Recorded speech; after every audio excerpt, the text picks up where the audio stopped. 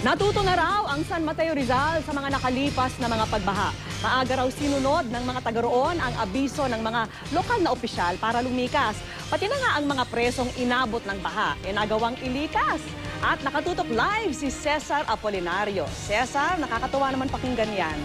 Alam mo, exactly, Vicky. Alam mo, karamihan sa mga residente rito ay natuto na raw ayon mismo sa mga otoridad na nakausap natin.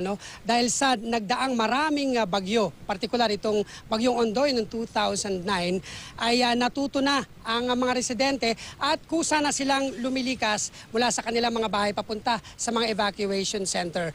Pero alam mo, Vicky, nag-ikot-ikot kami. Nako, marami pa ring mga residente, lalo na yung mga kalalakihan, ang nasa ibabaw ng bubong. Inabutan namin ang mga residenteng ito sa bubungan ng kanilang mga bahay sa San Mateo Rizal.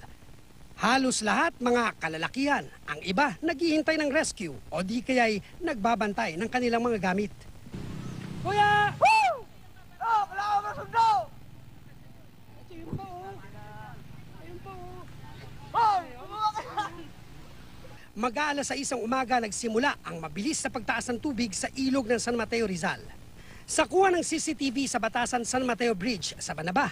Pero nitong kasagsagan ng ulan, kaninang pasado alas sa isang umaga halos lamunin na ng ilog ang 12 talampakan na taas ng riprap pati ang mga bahay malapit dito.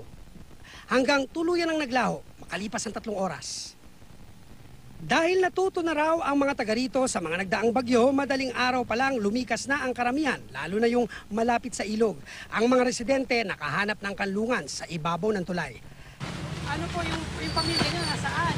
Nandiyan po, nag-ikot rin na madidilensya ng damit ho. Unawal na kayo ng damit. Oo, basang-basa ho Ano nangyari po sa damit? Nabasa. Okay. Pero nadala niyo naman po. Hindi ho, yung suit lang namin, Ito marami. mga aso niyo, yung mga aso, ilan ho yan? Doon ho sa 1, kapitbahay ko, 2, 3. dalawa. So, 4. Apo, Sinafety niyo na rin. apo. Kasi So, kamusta yung sitwasyon doon? Malalim pa po. Malalim pa? Hanggang saan pa yung tubig? Hanggang leg po. Liig. Lagpas Mo, tao. liig mo.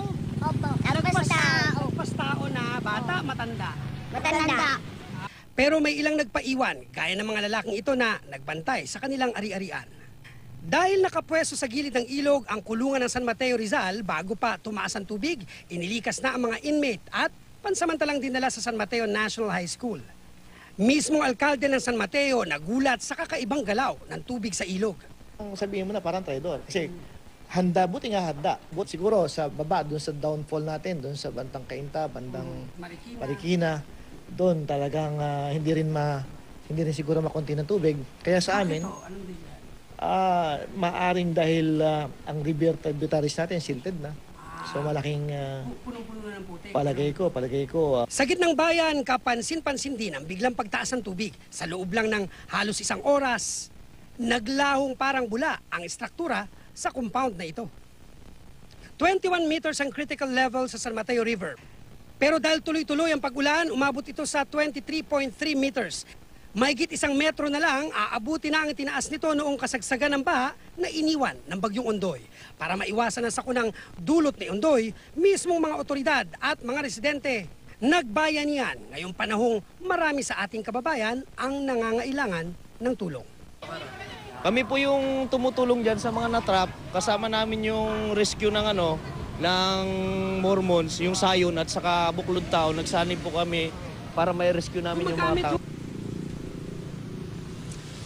Alam mo, Vicky, nakausap ko yung mismong alkalde rito sa San Mateo at sinasabi niya mula 23.3 ay naging 23.03 na lang yung water level dito sa San Mateo Rizal. Samantala, yung mga makikita natin dyan sa mga bahay na nakikita natin sa ating video, no, ay nananatili pa rin yung ibang mga residente dahil nga may mga nananamantala o nagnanakaw ng kanilang mga kagamitan. Pero ang good news ay bukas sa mga may pasok, ay sa mga nag-expect na may pasok, nako, sabi ng governor ng Rizal ay walang pasok, all level po sa mga paaralan.